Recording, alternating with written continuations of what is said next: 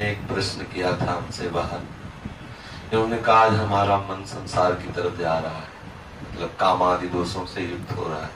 वो इसलिए कह रहा हूँ कि अपने सब साधक है ना इसी लाइन के, तो मान लो तो अपना अंतःकरण खोल के सामने रख दिया, अच्छा साधक है, अच्छी बात है। कोई साधक अपने गुरुजनों से भी अपने मन की बात कहे तो अच्छा रहता है। तो बाहर गए, किसने कहा आप जानो हमारा मन जो है सजा रहा है। तो हमें सावधानी ये रखने की मन ना जाए ऐसी बात नहीं है। मन तो जाएगा, जब तक पूर्ण रूप से पवित्र नहीं हो जाता तब तक मन संसार की तरफ जाएगा। संसार की तरफ जाए तो जाने दे, विचलित ना हो। मन जाए तो जाने दो, चाहे जितनी उड़ान भरे मन बिना तन के कुछ कर नहीं सकता। पहली बात तो समझ लो, मन जब कामादि दोषों से युक्त हो उस समय इतनी सावधानी रखनी कि उसके कथनानुसार, मन की प्रेरणा के अनुसार हमें कोई चेष्टा नहीं करनी, तो इतनी बात ध्यान रखनी। और इस समय ऐसी स्थिति में एकांत सेवन न करें, सदैव संतों के बीच में रहे, क्योंकि एकांत में होने पर मन हावी हो सकता है। नए बच्चे, नए साधक, मन पूर्वकृत किए हुए कर्म का स्मरण कराता है और उस सुख की तृष्णा प्रकट करके विवश करता है सांसारिक की तरफ। साधक को चाहिए उस समय उदासीन होकर के नाम सुमिरन करे। यदि नाम सुमिरन न मन बन पावे, मन है उद्दंडता कर रहा है, तो बस इतना देखता रहे कि मन के अनुसार क्रिया न बनने पाए। वो थोड़ी देर के लिए आएगा, ये बराबर स्थिति नहीं रहती।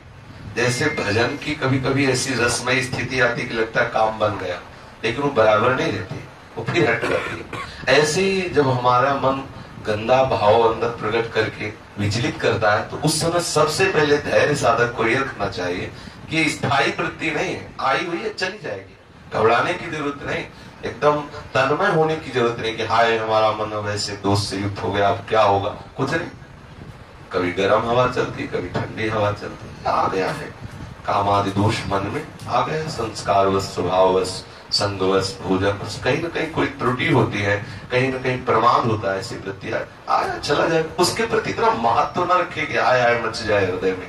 अगर उसके प्रति तन्मयता करोगे तो क्लेश का अनुभव होगा।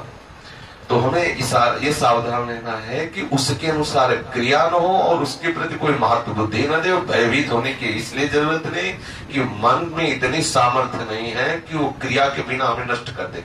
उसमें इतनी सामर्थ्य नहीं, क्रिया होने न पाए, इसलिए साधु समाज में रहे, संतों के संग में, साधकों के बीच में रहे तो क्रिया बनने नहीं, और क्रिया ना बनी तो मन धीरे धीरे धीरे वो अमना होने लगता है।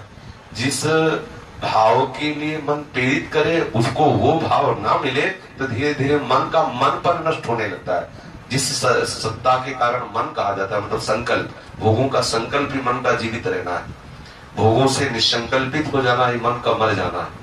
तो जब हमारे मन में भोगों का संकल्प बने और उसको पूरा ना होने दे तो मन मरने लगता है, मन अमना होने लगता है। इस स्थिति को सहना ही तपस्या है। बाहर से जल पी के रहना, वायु पी के रहना, और आग में जलना, और सब बाहर वाली बुले 12 वर्ष खड़े रहना, ये सब बाह्य साधन, इनका विशेष अपने लोगों के हृदय में इनका कोई महत्व नहीं है।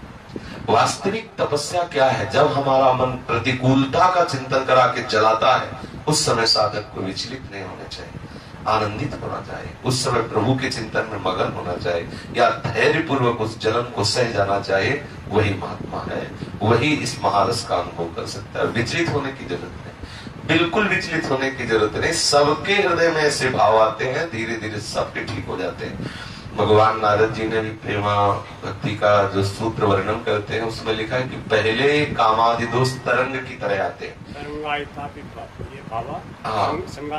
समुद्रात जाए। अगर हम उनका जो तरंग की तरह उदय हो रहे हैं उनका चिंतन करके वैसी क्रिया ना करें तो तरंग उठी खत्म हो जाएगी। और यदि आपने कहीं क्रिया कर दिया उसके अनुसार तो वही तरंग समुद्र बन जाएगी, फिर पार होना बड़ा कठिन है। समुद्र बन गए तो डूबना ही पड़ेगा। इसलिए साधक को जहां देखे मन में कि कामादि दोषों की वृत्ति आ रहे, तो जब शत्रु सामने हो तो अगर घबरा गया तो योद्धा किस बात का, तो मारा जाएगा। सबसे पहली बात है कि हमारे हृदय में भय नहीं होना चाहिए। काम आया ठीक है चला जाएगा, खत्म, उसके प्रति महत्व बुद्धि इतनी नहीं। और भय, सावधानी ये रखनी कि क्रिया न बनने पाए। साधकों के बीच में रह करके हमें उस समय एकांत नहीं, नए साधक को एकांत सेवन उस समय नहीं करना चाहिए।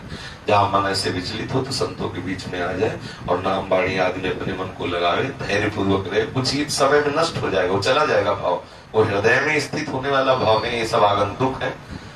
आगमा पाइनो अनित्यास आस्ते दीक्षस्व भारत, ले जाने वाले इनका कोई महत्व नहीं। अब इतना घबरा गया कि कहता आप तुम ही संभालो, नहीं तो गई गाड़ी। इतना थोड़ी घबराने की जरूरत, कोई बहुत बड़ी बात कोई तुम्हारे हृदय में थोड़ी, तो सबके हृदय में वृत्तियां आती। तो साधक यहाँ धैर्यवान रहे, कभी विचलित न हो, कभी भागे ना। ऐसा ना हो कि भागे कि अब क्या करना है और हमारा मन तो बड़ा गंदा हो रहा है, ये नहीं। धैर्य आया है, मन में आया, आई वृत्ति चली गई, तब आप देख लो, कुछ ना करो तो चली जाएगी, स्थायी यहाँ कुछ है नहीं।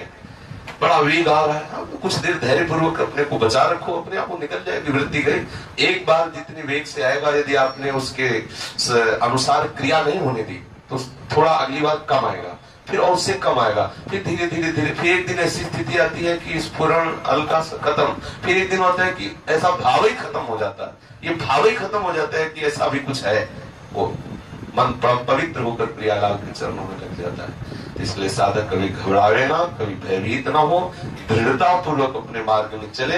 वो आया है, चला जाएगा, उसके प्रति कोई महत्व बुद्धि न करे, वो बिगाड़ेगा तभी जब आप उसके अनुसार क्रिया करें।